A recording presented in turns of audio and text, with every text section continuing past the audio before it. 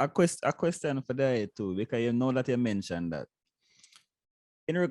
You mentioned the writing being digestible is the best way to put it. But how do we get the people overall to understand who are the right role models? Because it seemed like the people have the wrong identification of the role models who they should be following. So even in order for before they even get to seeing the reading or seeing the videos, so they can actually understand what is being shown in front of them and what is the direction to go so they can better themselves and uplift themselves holistically as a people. How do we get them to understand that these role models that you're currently following are not the role models that will lead you to the direction that you should be heading, because it's like a bunch of confusion taking place right now. As there is a Babylon be still. It's like Babylon it's like them continue to move a whole heap of different pieces to confuse the people. So how we get them for focus first and foremost to show us that these are not the role models. Take away everything the mainstream media is giving you. How we get them to even do that in the first place and identify the role models who can uplift them life, so to speak. It's a very good question. I often think about that.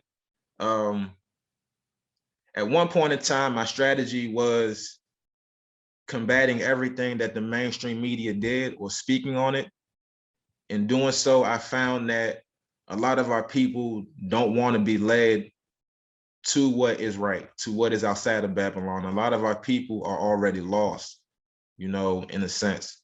So a lot of my efforts within the last few years has been focused on the children, teaching children media literacy, giving them the opportunity to speak about what they're seeing and to help them articulate what they see and to help them study media and help them ask questions where they're seeing what type of media is the best for them. And I'm also of the mindset that, there's a myth of mass movements. I think that oftentimes when we speak about our ancestors, there's often a myth that, okay, this person had millions of support. And I know, especially speaking about Garvey, they said at the height of his existence, the UNIA had, I forget the number, but they had it in the millions. The Madison Square Garden during the convention in 1920 or so was booked, 100,000 or so. But as far as mass movements, I think that we as African people, especially those of us who are charting out of Babylon, we got to be at peace with having our village, and I think that, even situations like this where we're building together, that's how you do it in the grassroots. If I'm building in my circle and y'all building in y'all circle and we come together, then we can have something that's a strong foundation.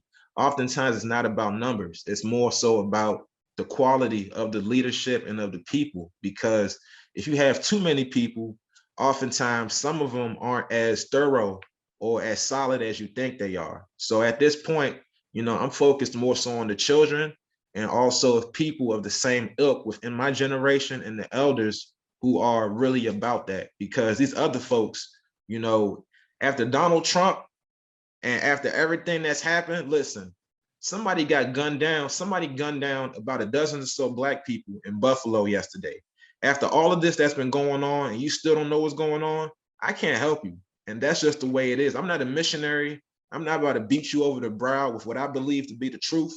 The truth is out there and I put it there. And if our vibration aligns, then we can work together. But if we're not there yet, hopefully we can align on some issues, but I'm not going to try to get to you. That's just how I am at this moment. And my life experiences have really brought me there. All right. You brought up a great point, right? Because me and Faya here spoke about this previously in regards to movements. Tarsha always talk about what's progress, right? I'll use a church as an example, right? Say you have a mega church with 30,000 people or 15, whatever's in there, right? How many people are actually practitioners of the thing these people are speaking about?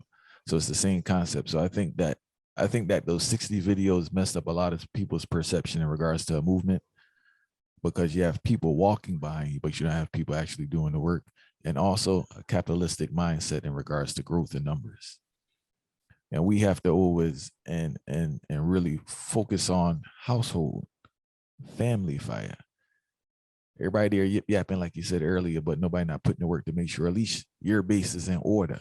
And at least you could send out a child that's balanced, that could do some work and be productive in society and be an example of a person on the heights and a progressive person.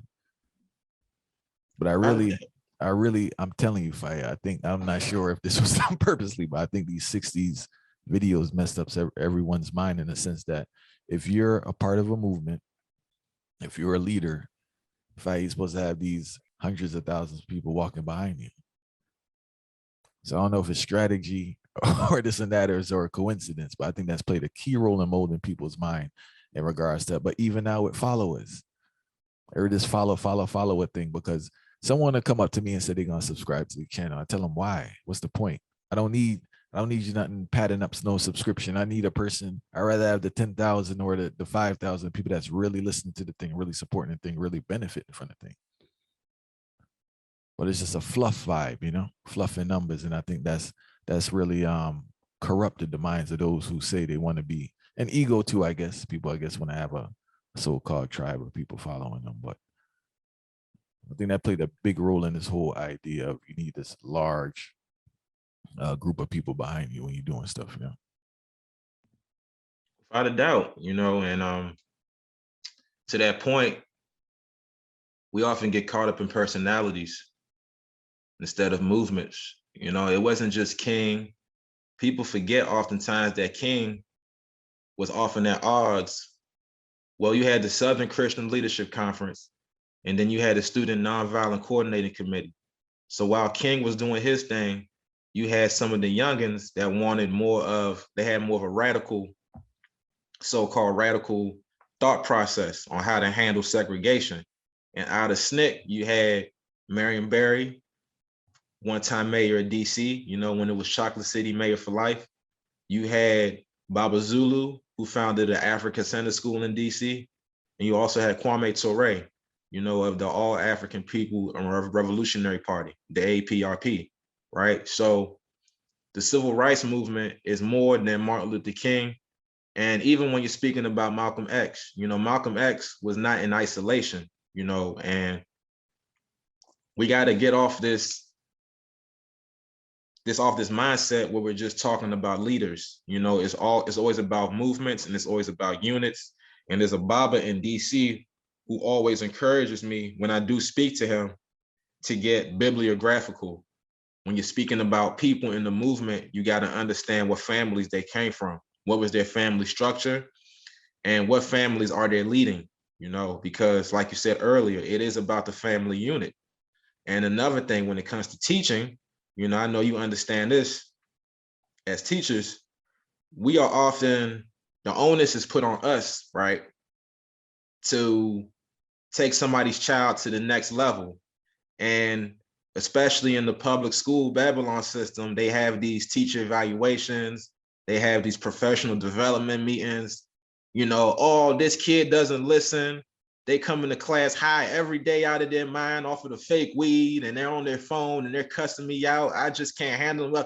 Well, listen, you just gotta, you know, do this and that. It's like, no, listen, like, no. It is not just me whose hands are supposed to be on this child. I only see the child for an hour a day. If they make it to class, where are their parents?